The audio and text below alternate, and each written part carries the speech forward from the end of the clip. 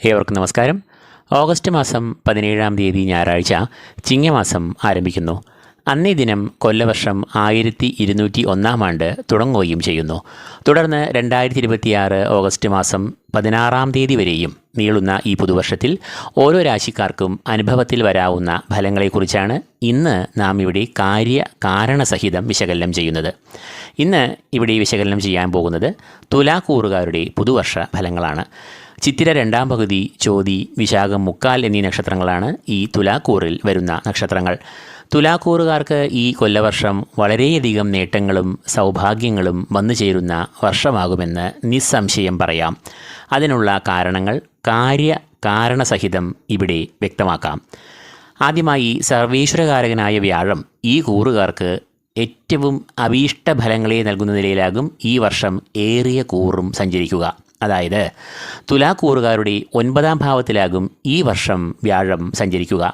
കഴിഞ്ഞ വർഷം വ്യാഴം ഈ കൂറുകാരുടെ അഷ്ടമത്തിൽ സഞ്ചരിക്കയാൽ ഈ കൂറുകാർക്ക് പലതരത്തിലുള്ള ശാരീരിക ക്ലേശങ്ങൾ, രോഗാരിഷ്ടതകൾ, മാനസിക സംഘർഷങ്ങൾ എന്നിവയെല്ലാം വന്നു ഭവിച്ചു.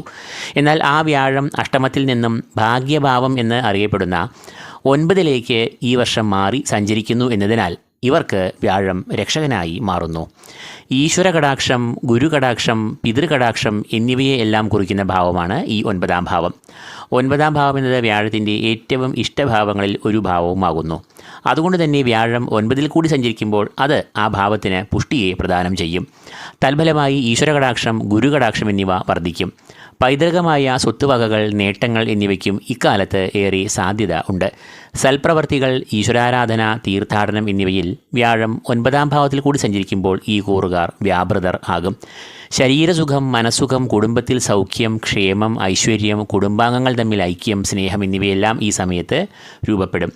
ധാർമ്മികമായ ചിന്തകളും ഈ സമയത്ത് വളരെ കൂടിയ അളവിൽ ഉണ്ടാകുന്നതാണ്.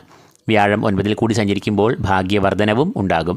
ആ ഭാഗ്യം സമസ്ത മേഖലയിലും ഉണ്ടാകും.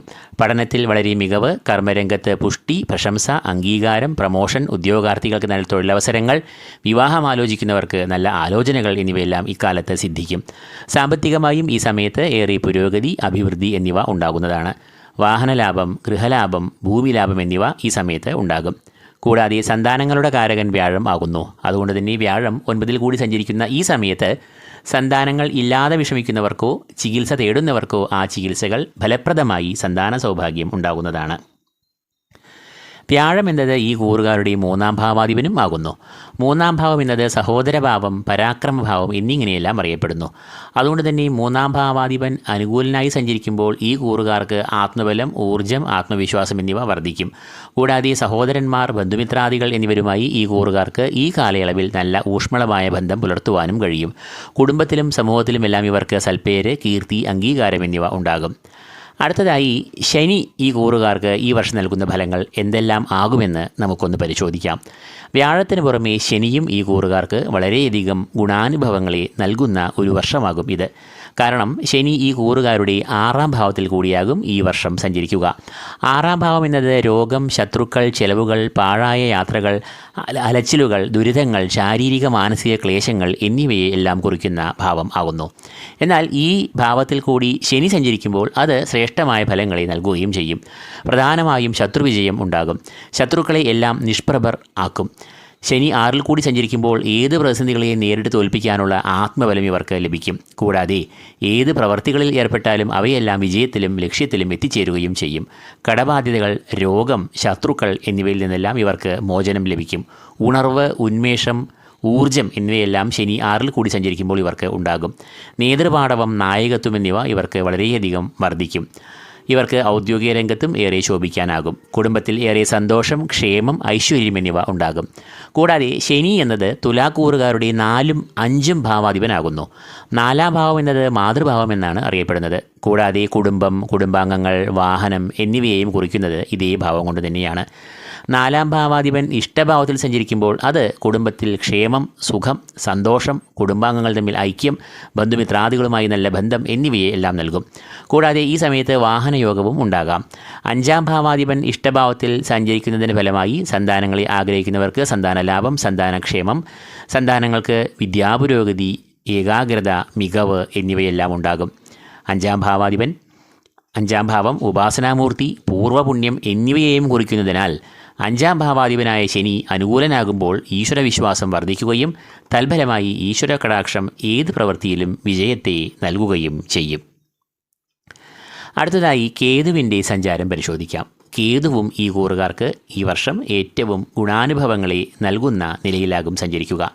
കേതു ഈ കൂറുകാരുടെ സർവാഭീഷ്ടസ്ഥാനമായ 11ാം ഭാവത്തിൽ കൂടിയാകും ഈ വർഷം സഞ്ചരിക്കുക. 11ലെ കേതു ഈ കൂറുകാർക്ക് വളരെ ഗുണാനുഭവങ്ങൾ, നേട്ടങ്ങൾ എന്നിവയെ നൽകും. ഇവർക്ക് കർമ്മപുഷ്ടി, തൊഴിൽ രംഗത്ത് നേട്ടങ്ങൾ എന്നിവ ഉണ്ടാകും. കൂടാതെ ധനപരമായ പ്രതിസന്ധികൾ നീങ്ങി ഇവർക്ക് ധനപരമായ പുഷ്ടി, അഭിവൃദ്ധി, പുരോഗതി എന്നിവയെയും നൽകും. ബിസിനസ് തുടങ്ങിയ സംരംഭങ്ങൾ തുടങ്ങുകയും അവ വിജയത്തിൽ എത്തുകയും ചെയ്യും. ഇവരുടെ അഭീഷ്ടങ്ങൾ നിറവേറ്റപ്പെടുന്ന സമയവും ആകും ഇത്. കൂടാതെ ശരീരസുഖം, മനസ്സുഖം, കുടുംബസൗഖ്യം, കുടുംബത്തിൽ ക്ഷേമം, സമൂഹത്തിൽ അംഗീകാരം, കീർത്തി എന്നിവയെല്ലാം ഈ കൂറുകാർക്ക് കേതു 11ാം ഭാവത്തിൽ കൂടി സഞ്ചരിക്കുമ്പോൾ അനുഭവത്തിൽ വരുന്ന ഗുണാനുഭവങ്ങൾ ആകും.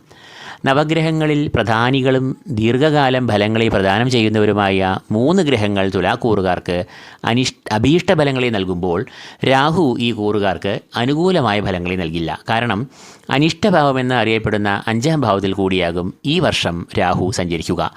5ാം ഭാവം എന്നത് സന്താനഭാവം എന്നറിയപ്പെടുന്നു. കൂടാതെ വിദ്യാഭ്യാസം, പഠനം, ഉപരിപഠനം, ഏകാഗ്രത എന്നിവയെ എല്ലാം കുറിക്കുന്നു.